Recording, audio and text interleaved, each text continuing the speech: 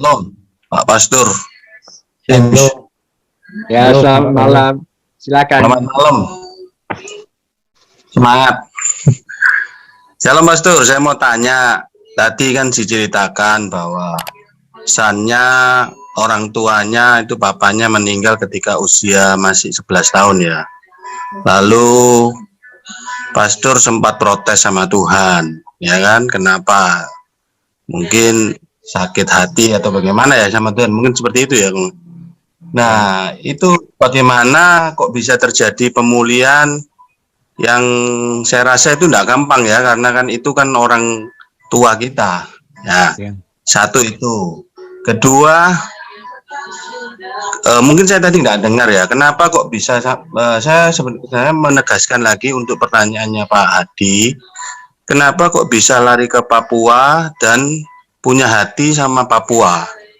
Kalau nggak punya hati kan nggak mungkin sampai ke Papua. Kan di Amerika kan enak ya, karena saya sendiri tahu, karena orang tua tiri saya orang New York juga di Amerika, ya kan? Kenapa itu masih tetap kuat sampai hari ini, sampai 44 tahun?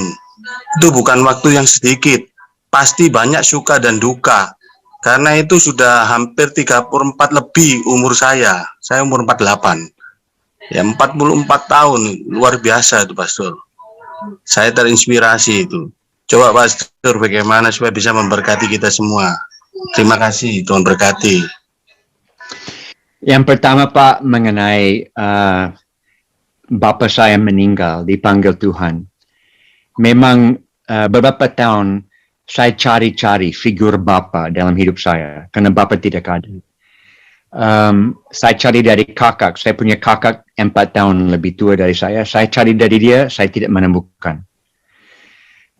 Akhirnya, sesudah saya bertobat, ditangkap Tuhan, saya mulai melihat Mazmur di mana Daud tulis, Allah adalah Bapa bagi setiap anak yatim piatu. Dan saya mulai sadar, Daud sendiri rasa seperti anak yatim piatu. Walaupun bapaknya ada, tapi waktu Samuel mau pilih tabiskan raja, bapaknya Daud lewat dia dengan kakak-kakak semua yang lain karena hubungan retak Daud dengan bapaknya. Dan Daud rasa hubungan, kita tahu dari semua Mazmur, Daud rasa hubungan erat dengan Allah Bapa. Allah sebagai Bapa, Daud rasakan karena dia tidak punya hubungan erat dengan Bapa di dunia. Saya tangkap itu Pak, dan saya mulai dapat hubungan sangat erat dengan Bapa di surga yang mengganti Bapa di dunia yang saya tidak tahu. Dan itu yang saya bisa jawab bagi saya.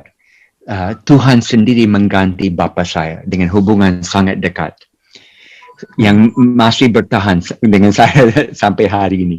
Dan kedua, mengenai panggilan di Papua, memang harus tahu karena banyak orang datang ke Papua, mereka bilang, oh saya datang karena saya lihat kebutuhan.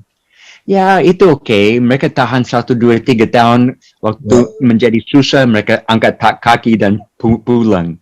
Atau ada yang datang karena mereka bilang mau bayar harga kepada Tuhan, mau bayar hutang, rasa bersyukur karena diselamatkan, mau bayar hutang. Ya it's okay, mereka tahan 2, 3 tahun, sudah susah mereka angkat kaki. Tapi mereka yang tahu bahwa mereka tahu Tuhan mau saya di sini. Mereka bertahan apapun terjadi. Dan itu yang saya tahu Pak. Tuhan mau kami invest hidup. Tuhan mau kami menjadi orang Papua. Sampai anak-anak kami semua lahir besar di sini. Ini identitas mereka, ini identitas kami sekarang. Dan kami percaya ada nubuatan di dalam Yesaya, yang Yeskiel juga, kebangunan rohani di dunia akan mulai dari timur dan mengarah ke barat. Saya percaya di Indonesia akan mulai di timur, di Papua, dan mengarah ke barat sampai ke Sumatera. Jadi Papua punya tempat sentral di dalam rencana Tuhan di negara ini dan mungkin di seluruh dunia. Itu Papua sampai ke bangsa-bangsa. Itu kepercayaan saya.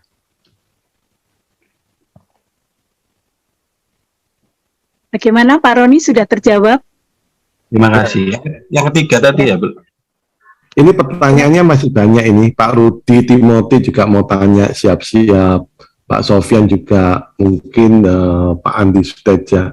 Ayo kita kejar waktunya karena signal di Irian juga kurang bagus, jadi kita harus segera cepat ini. Oke, nanya bagus. Mari. Ya, boleh ya, Pak Adi ya, saya. Iya Pak. Mari Pak Rudi. Iya, ya, oke. Shalom, Jim Yos, ini legenda bagi saya ini.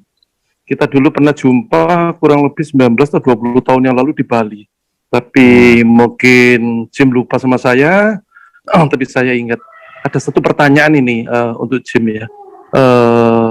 Selama melayani di Papua itu kan ada dengan keluarga.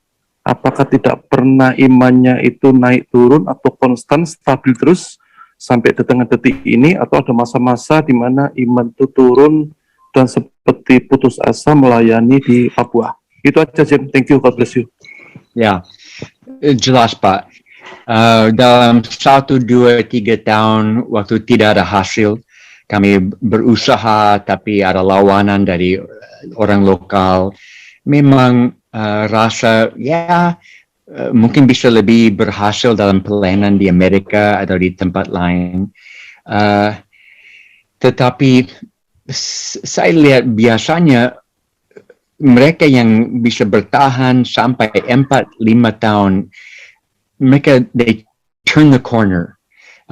Mereka lewat the tipping point, di mana mereka tahu apapun terjadi, susah tidak akan hentikan kami. Jadi walaupun memang ada hal-hal yang buruk terjadi dan saya tidak mau fokus di situ, kami mengerti investment yang kami buat di Papua membuat hasil untuk generasi-generasi ke depan. Papua tidak akan ditransformasi overnight dalam satu malam. Perlu long-term thinking. Harus pikir generasi berikut. Itu sebabnya kami banyak fokus sekarang dengan pendidikan dan kesehatan. Karena Papua terkebelakang karena dua hal itu. Dan kami mau lihat character building di dalam pendidikan, di mana mereka takut akan Tuhan. Juga di dalam kesehatan di mana mereka tidak harus diserang malaria terus dan HIV AIDS seperti sekarang, tapi mereka bisa jadi orang yang sehat dan punya kesempatan fisik dan spiritual untuk maju. Jadi saya seperti semua orang, saya dapat waktu down dan rasa tantangan berat, tapi Tuhan selalu menolong dan kami lewat lembah gelap dan keluar dalam terang lagi. Jadi I'm not any different than you. Kita semua sama-sama, Pak. Yeah, okay.